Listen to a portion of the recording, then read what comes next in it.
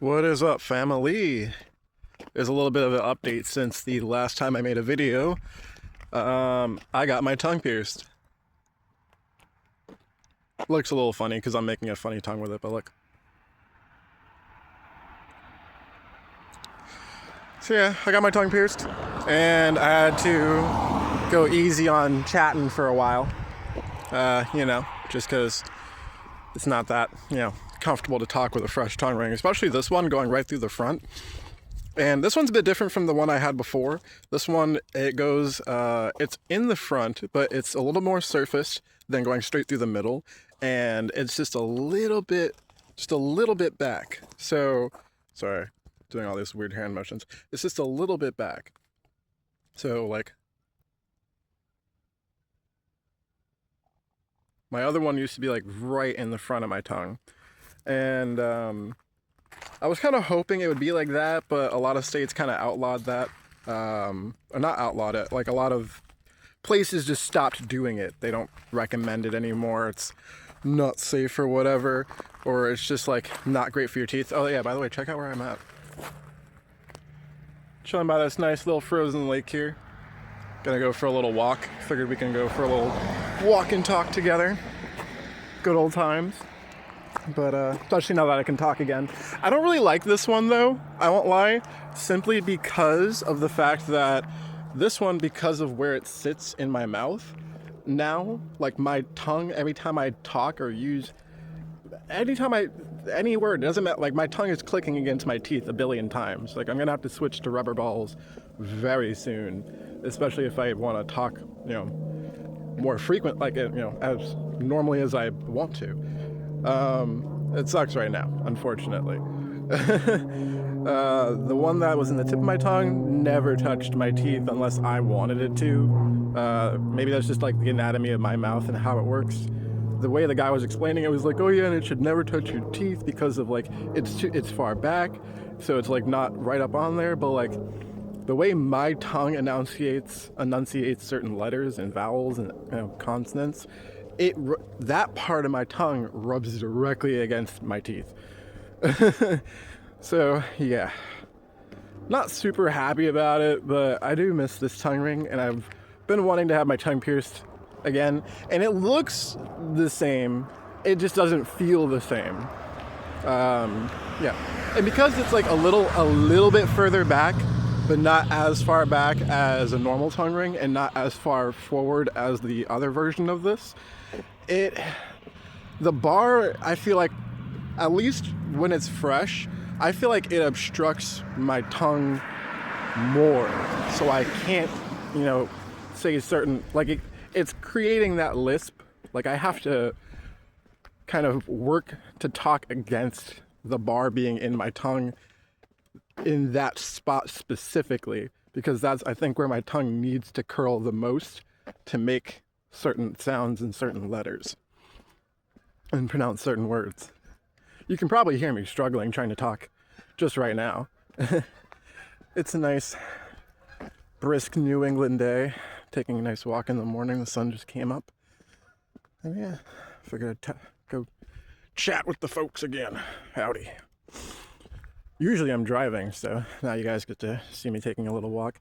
It's not super woodsy. There's the lake, but it's mostly like residential out here. Howdy. But yeah, a lot of things have happened. It is now, like, I think December 6th or something like that. Yeah, I'm gonna say December 6th, which is crazy. It's been a month since I left Portland already, over a month, which is just nuts because time is just going by super quickly in some regards and then super slowly in others. It's crazy. But yeah, I'm hanging out here in New England, catching up with my friends, my family from way back in the day. God, I miss those folks. Getting all the love in before I set sail, but hit the road south for Mexico and South America. Super excited for that, actually. I'm getting a couple more things done with the truck. I really want to see if I can try and build out the back of the truck before I go over the border. I'm debating if I should just do it when I get over the border, because I'll have technically more funds in Mexico. But we'll see. we'll see. I don't know how much wood it's going to cost in Mexico also, but we'll see. Yeah, debating on building up. Oh, this is about to fall out completely. There you go. We'll push up. But yeah, I'm debating on leaving Mexico, leaving America, with or without the renovated topper. I really want to build out like a fully wooden shell in the back, like right on top of my pickup truck. That way it's kind of like a, a camper van kind of thing. It's still the same size relatively, but it'll be like more specific to my needs and my wants and stuff. I can make the windows and all the ports and all the, vents and all the things exactly how I need them and want them for my build and setup. So I'm really excited about that. Yeah. And I'm excited to make all the new friends and see all the cool places. I've been booking hella tons of spots on my map, trying to see like all the different places I want to go to and all the different routes I might want to take. I'm going to leave a lot of it up to, just adventure and just taking one road and just driving in certain directions. But when I'm in certain areas, I want to kind of know if there's something around that I can, go check out attentively. And it's always good to just, know what's around whenever you're driving through places. But I've been booking places on my map. I lost my phone at the beginning of the trip, about a month in, and I was booking a bunch of spots on that phone using that map, and I didn't save it to any like account or anything, so they were just loose dots on a loose map app, and I don't think this goes where I want it to go. I gotta turn around, but yeah, I was just booking dots on my map. And then I had amassed quite a few, and I even had a bunch of places that like I was excited to go to that I can't remember what they were called or where they were, so I can't even bother to look them up. But it's such a bummer because, well, I'm not even gonna go down that rabbit hole right now. The point is is I have a bunch of places that I'm excited and looking forward to going to and checking out. So many different like watery type of things. I love to be near water, so like I'm going to a bunch of like hot springs and beautiful prismatic pools and all these like scenic places to like snorkel and dive and surf and stuff. I'm really excited. Oh, I'm so excited for South America and Mexico. So excited. I think most of the area of like where Cancun is like gorgeous. Super excited for that. Yeah.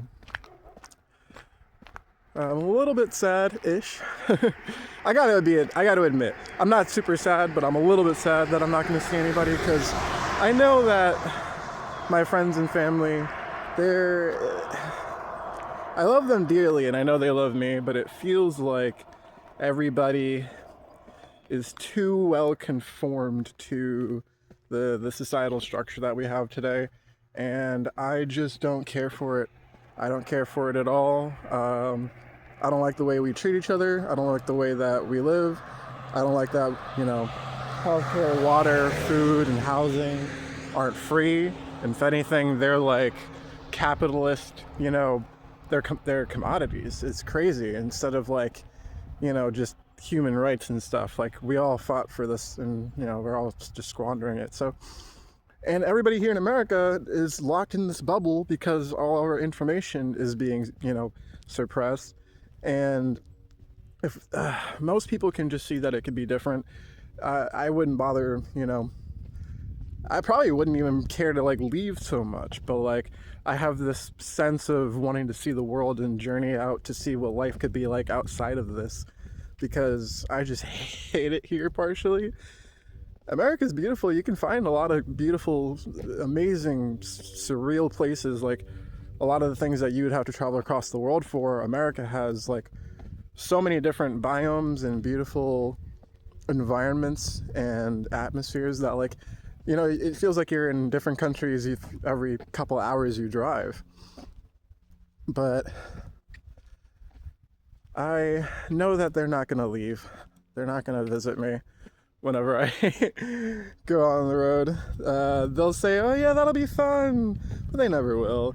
they're too busy making money, paying for bills, trying to survive, and they'll always be trapped in that never-ending loop of trying to survive, trying to pay bills, trying to just work for money for this, money for that, money for this, until they die. And it's sad, and it's just sad. But you can't pull everybody with you. You can only save yourself sometimes. And I think that might be my lesson that I'm supposed to learn in this life. I think there's a core couple lessons that we're all I'm switching hands. I think there's a core couple lessons, or yeah, I'll say a couple. Maybe it's not just one. It's a whole lifetime, you know what I mean? There's a core couple lessons, I think, in everyone's lifetime that each individual person is meant to learn and is meant to go through, is meant to... I'm going to sit here. This looks like a pretty little spot. Oh, there's little steps. Yo, check this out. I just found this, tiny little path with these little steps that lead right out to the water here. This is cute. All right. Well, this is adorable. I am super exposed now. Jesus, there you go. But yeah, I'm gonna be doing this solo, proper solo, which I'm excited for. I might get a dog, like I said. That way I'm not I don't know, lonely. Because I don't mind being solo. But, it's nice to have the company of something else there, I'll be backpacking by myself a lot of the times and just exploring for days on end, which I've already been doing for the last couple months now. I wish I've recorded more. I really should start recording more, but I really need a selfie stick still. I really need a little GoPro. I just got editing software, so I'll start putting things together a little bit more cohesively. So enjoy the raw, uncut Orin for now. And I said Orin, not porn, in case somebody thought I said that. My name is Orin, O-R-I-N. I can't really say it right now really well with the tongue ring. Orin. I love it though. It's my favorite. It's close. I wish it was in the tip. I feel like the tip would look cooler, actually. I don't know. I might just take this out. Like I said, because especially the clicking against the back of my teeth, that I can understand why somebody would be cautious and weary of that, because that's repetitive. It's how much your tongue moves per every single word, sound, and whatever you make. Every time it flexes, I feel those balls hitting the back of my teeth pretty much. And it's only this version. Like I said, the tip version never did that for me. Maybe this version might work a lot more for other people.